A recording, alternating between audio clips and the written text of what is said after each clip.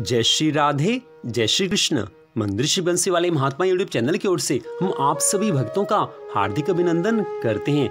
आज हम आपको सुनाने जा रहे हैं श्रीमद् भागवत महापुराण के 5वें स्कंद के 4थे अध्याय की परम पावन कथा। इस अध्याय का नाम है ऋषभ देव जी का राज्य शासन। बोल श्री राधा कृष्ण भगवान की जय। बोल श्रीमद् भागवत महापुराण की जय। इससे पिछले अध्याय की कथा में आप सबने राजा नाभि की कथा सुनी थी। अब ऋषभ देव जी भगवान की कथा हम आपको सुनाने जा रहे हैं। श्री शुकदेव जी महाराज कहने लगे हैं कि हे राजा परीक्षित, नाभि नंदन ऋषभ देव जी के अंग जन्म से ही भगवान विष्णु के वज्र, अंकुश आदि चिन्हों से युक्त थे। समता, शांति, वैराग्य और ऐश्वर्य आदि महाविभूतियों के कारण उनका प्रभाव दिनों दिन बढ़ता जा रहा था। यह देखकर समस्त मंत्रीगण, प्रजा और ब्राह्मण तथा देवताओं के मन में अभिलाषा होने लगी है कि यही पृथ्वी का शासन करें। उनके सुंदर और सुडौल शरीर, विपुल कीर्ति, तेज, बल, ऐश्वर्य, यश, पराक्रम और शूरवीरता आदि गुणों के कारण महाराज नाभि ने उनका नाम ऋषभ अर्थात श्रेष्ठ रखा था। श्री ऋषभ देव जी ने धर्म राज्य करते हुए प्रजा का इस प्रकार पालन किया कि उनके राज्य में शेर और बकरी एक ही घाट पर पानी पीने लगे। उनके न्याय के कारण प्रजा का कोई भी प्राणी दीन और दुखी नहीं था।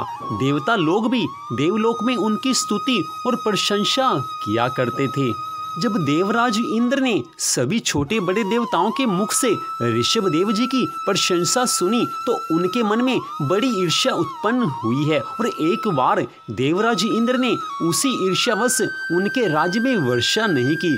तब योगेश्वर भगवान ऋषभ देव जी ने इंद्र की मूर्खता पर हंसते हुए अपनी योग माया के प्रभाव से अपने वर्ष अजान भखंड में खूब जल बरसाया है। महाराज नाभि अपनी इच्छा के अनुसार श्रेष्ठ पुत्र प्राप्त करके अत्यंत आनंद में मग्न हो गए और उन्होंने अपनी ही इच्छा से मनुष्य शरीर धारण करने वाले पुराण पुरुष श्री हरि का सप्रेम लालन पालन करते हुए उन्हीं के लीला विलास से मुग्ध होकर वत्स तात ऐसा गदगद वाणी से कहते हुए बड़ा सुख मानने लगे हैं। सारी प्रजा ऋषभ देव जी से बहुत प्रेम करती थी। ऋषभ देव जी के शासन काल में उन्होंने ऐसी व्यवस्था कर दी थी कि प्रजा के लोग जब भी पानी की आवश्यकता समझते थे उसी समय श्री हरि भगवान की कृपा से वर्षा आ जाती थी। तब तो देवराज इंद्र उन्हें श्री नारायण भगवान का अवतार समझकर उनसे अपने अपराध की क्षमा याचना करने के लिए अपनी जयंती नाम की कन्या को लेकर उनके पास आए और उनसे क्षमा मांगकर अपनी कन्या उनको ब्याह दी है। उस इंद्र की पुत्री द्वारा ऋषभ देव जी के 100 पुत्र उत्पन्न हुए। उनमें से 9 पुत्र तो विरक्त होकर वन में पहुंचकर श्री हरि भगवान की तपस्या और ध्यान करने लगे। उन्हीं को नवयोगेश्वर कहा जाता है। नवयोगीश्वर उन्हीं का नाम है। उन्हीं ने राजा जनक को ज्ञान का उपदेश दिया था। वह कथा आगे श्रीमद् भागवत महापुराण के 11वें स्कंद में आएगी। वही 9 पुत्र नवखंडों के राजा हुए। उनका भरत नामक ज्येष्ठ पुत्र अपने पिता की राजधानी भरतखंड का राजा हुआ और अन्य शेष 81 पुत्र ब्राह्मणों के समान वेद शास्त्र पढ़ने और तप करने में लग गए हैं। श्री शुकदेव जी महाराज आगे की कथा का वर्णन करते हुए कहने लगे हैं कि हे राजा परीक्षित, ऋषभ देव जी सदा परमात्मा के ध्यान में लीन रहते थे। यद्यपि वो भगवान नारायण के अवतार थे तब भी लोगों को शिक्षा देने के लिए उनका मन सदा भगवान के ध्यान में लीन रहता था। सभी प्रजा उनके राज्य शासन में सुखी थी। प्रजा का कोई भी व्यक्ति दुखी नहीं था।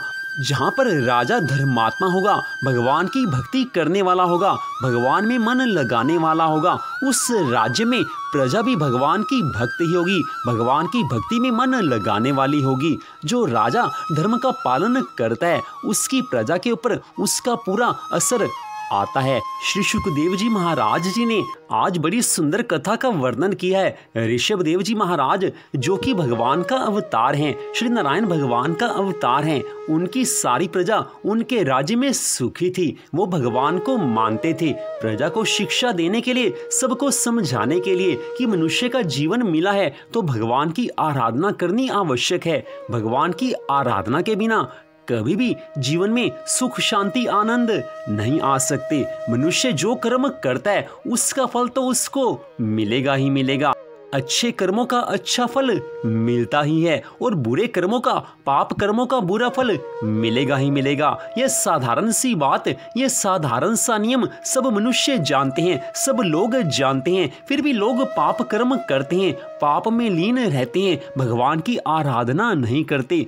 कारण एक ही है कि माया पीछे लगी हुई है और माया से बचने का एक ही उपाय है कि भगवान की भक्ति करनी है, भगवान की आराधना करनी है। जो अपने जन्म में भगवान की भक्ति नहीं करते, जो मनुष्य जीवन में भगवान की भक्ति, भगवान की आराधना, भगवान से प्रेम नहीं करते, वह संसार की माया में फंस जाते हैं। संसार की माया में फंसा हुआ प्राणी कभी जन्म मरण के चक्रों से मुक्त हो ही नहीं सकता। संसार से प्रेम करने वाले सदा धोखा खाते हैं। संसार में हम सब बार बार आजमा कर देखते हैं, जिससे हम प्यार करते हैं, जिससे हम प्रेम करते हैं, वो बार बार हमें रुलाता है। इस संसार में जिससे हमारा ज्यादा प्रेम होगा वो हमें ज्यादा रुलाएगा। जितना अधिक प्रेम हम संसार से करेंगे उतना अधिक संसार हमें रुलाएगा। यही माया करती है, माया का यही काम है। इसीलिए कहा गया है कि माया से बचना चाहिए। माया से बचने का केवल एक ही उपाय है कि माया जिनकी दासी है उन्हीं श्री नारायण भगवान की शरण में हमको चले जाना चाहिए। जो श्री नारायण भगवान की चरणों की शरण में चला जाता है, माया उनका कुछ बिगाड़ नहीं सकती। श्रीमद् भागवत महापुराण की कथा को सुनना भी तो भगवान की कृपा से संभव हो पाता है। जिसके ऊपर संसार की माया का पूरा प्रभाव है वो श्रीमद् भागवत महापुराण की इस कथा को सुन ही नहीं पाएगा। उसका मन श्रीमद् भागवत महापुराण की कथा सुनने में लग ही नहीं सकता, क्योंकि श्रीमद् भागवत महापुराण की यह परम पावन परम मंगल कथा उन्हीं भक्तों के लिए जिन्होंने अपने जीवन में भगवान को सर्वस्व मान लिया है। भगवान के चरणों में जिनका मन लग चुका है उन्हीं के लिए श्रीमद् भागवत महापुराण की परम पावन कथा है। जो भगवान की भक्ति में मन नहीं लगाते उनके लिए प्रेम भाव से श्रीमद् भागवत महापुराण की कथा को सुन पाना कठिन काम है। यद्यपि मनुष्य चाहे तो श्रीमद् भागवत महापुराण की कथा को सुन के अपने आप को सुधार सकता है और अपना जीवन सुधारना है, अपने स्वभाव को सुधारना है, भगवान की आराधना करनी है, भगवान की भक्ति करनी है, जीवन में सुख शांति आनंद प्राप्त करना है। तो श्रीमद् भागवत महापुराण की कथा से बढ़कर, इस कथा को सुनने से बढ़कर और कोई सुंदर उपाय है ही नहीं। श्रीमद् भागवत महापुराण तो स्वयं भगवान श्री कृष्ण जी का ही स्वरूप है। मनुष्य सारा जीवन संसार के लोगों से प्रेम करता रहता है। कोई परिवार से प्रेम करता है, कोई संसार से प्रेम करता है, कोई मित्रों से प्रेम करता है, कोई रिश्तेदारों से प्रेम करता है। सबसे प्रेम हो जाता है, सबसे हम प्रेम का संबंध स्थापित कर लेते हैं, लेकिन उसका फल क्या आता है? कभी रिश्तेदार रुलाते हैं, कभी परिवार वाले रुलाते हैं, कभी मित्र रुलाते हैं, सब रुलाते ही हैं, लेकिन हम भगवान से प्रेम का संबंध स्थापित नहीं करते, भगवान से प्रेम नहीं करते। जो भगवान से प्रेम करता है उसको संसार रुला नहीं सकता। जिसका भगवान के चरणों में एक बार भी मन लग गया, माया उसको रुला नहीं सकती, संसार उसका कुछ बिगाड़ नहीं सकता। मन में केवल एक बात समझ में आनी चाहिए कि प्यार करने लायक तो केवल भगवान ही है। संसार के साथ व्यवहार किया जा सकता है, लेकिन प्यार तो भगवान के साथ ही किया जा सकता है। हम उल्टा करते हैं, हम भगवान से व्यवहार करते हैं और संसार से प्यार करते हैं।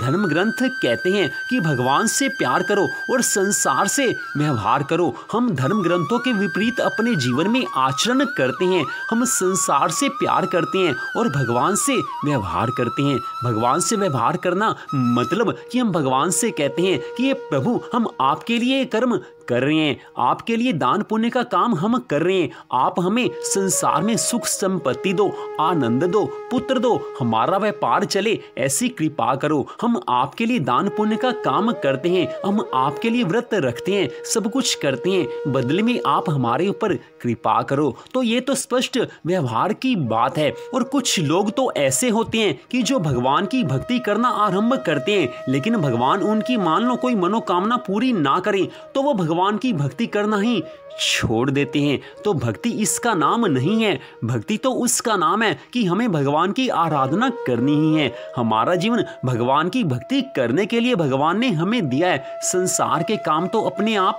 होते रहेंगे। संसार के काम तो भगवान अपने आप करवा लेते हैं जो भगवान के चरणों की शरण में चले जाते हैं।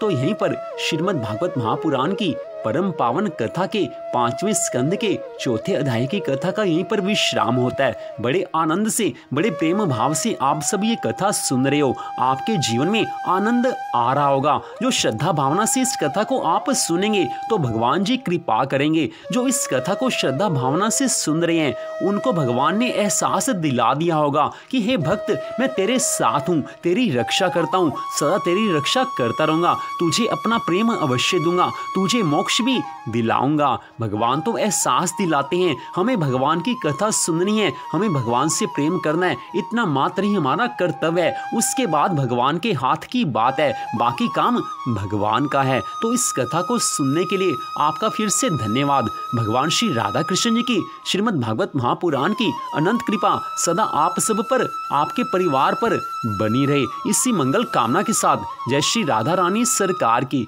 जय श्री कृष्ण भगवान की, जय श्रीमद् भागवत महापुराण की, जय श्री सुखदेव जी महाराज की, जय श्री ऋषभ देव जी महाराज की। जय जय श्री राधे, जय जय श्री राधे, जय जय श्री राधे श्याम।